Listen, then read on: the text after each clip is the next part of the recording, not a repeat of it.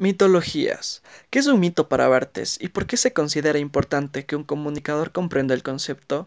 Bien, para Barthes el mito constituye un sistema de comunicación, un mensaje. Esto indica que el mito no podría ser un objeto, un concepto o una idea. Se trata de un modo de significación, de una forma. El saber sobre los mitos es importante para los comunicadores. El hecho de ser el encargado de transmitir la información de forma veraz y precisa es la base principal para todo comunicador. El que muchos comunicadores, entre comillas, sean productores de mitos afecta a la sociedad alterando la verdad, pues la función de los mitos es deformar el mensaje, creando un sistema doble.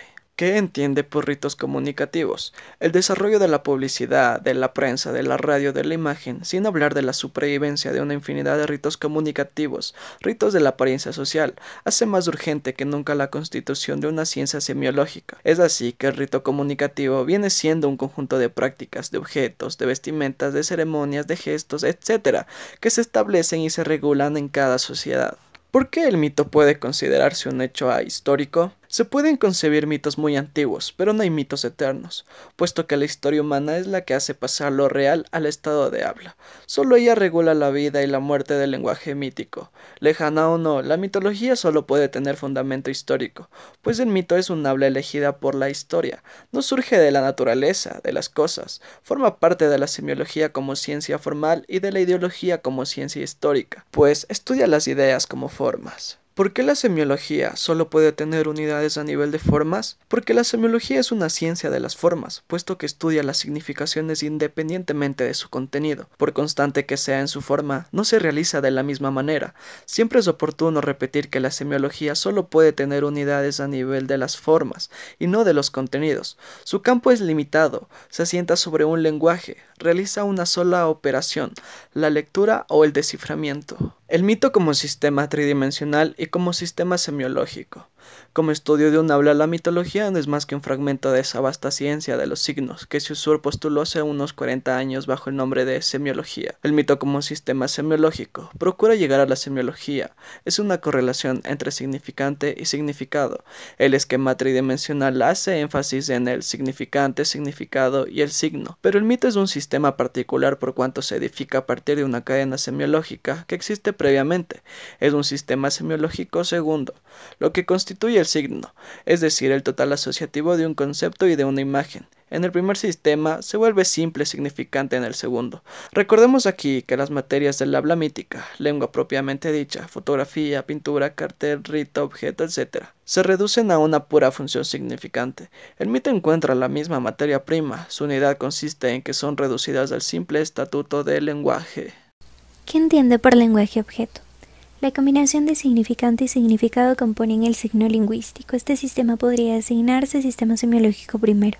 Se mantiene por sí solo y no proviene de ningún sistema anterior. A esto lo actual lo nombrado lenguaje objeto. 2.7. Como ejemplo propio explique la relación entre significado, significante y signo y su vinculación con la historia. Los signos aislados no tienen sentido. El significante y significado deben correlacionarse para formar un tercero, el signo. Por ejemplo, una mariposa negra, el significante la puede dotar de un significado, el presagio de una muerte, así se convierte en un signo. Entonces se populariza de tal manera que toda persona que ve una mariposa negra en su casa se inundará de miedo porque creerá erróneamente uno que un deceso se aproxima. Se va tejiendo una historia mediante la creación de estos signos y se va arraigando a la cultura. 2.8. Comienza la siguiente cita. El sentido contenía un sistema de valores, una historia, una geografía, una moral o una literatura. El lenguaje es producto de la necesidad de comunicación. En estas expresiones residen sentimientos y anhelos. Allí es donde vive el sentido. El propósito del hablar no es la realización de la lengua, sino que mediante la lengua se expresan sentidos. Tras bambalinas está un humano con un mundo ideológico, cultural, con ambiciones e interpretaciones del mundo. El sentido en movimiento. El significante es solo la superficie. Puede ser replicado, pero no se entiende el sentido, que es la profundidad. Por ejemplo, el personaje Gregorio Samsa de la novela Metamorfosis, que se transforma en un insecto. No se puede comprender literalmente el texto, la emoción que expresa, el deseo de exteriorizar sus sentimientos es representada mediante esta metáfora.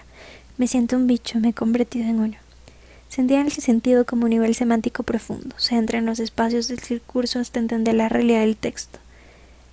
Por eso es que para poseer el sentido de una palabra debemos recorrer forzadamente la realidad, los significantes, el objeto de la designación o superficie y traspasar los significados, los conceptos y contenidos.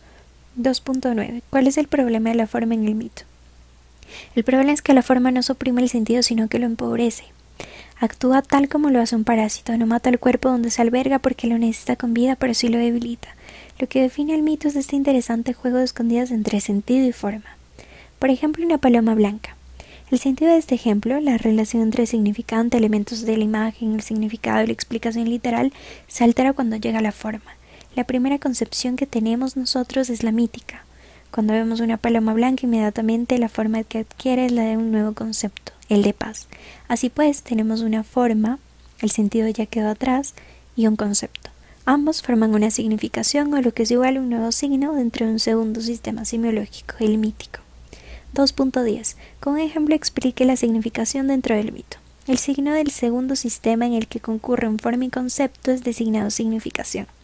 La forma que había sido el sentido ya concurrió con un concepto que arrebató toda la historia de un signo.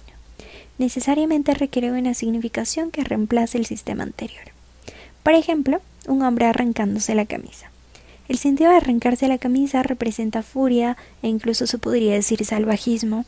Sin embargo, ese sentido queda vacío y la furia es reemplazada por pasibilidad. Arrancarse la camisa forma un nuevo concepto, ya no representa furia, sino que es un símbolo de pasibilidad.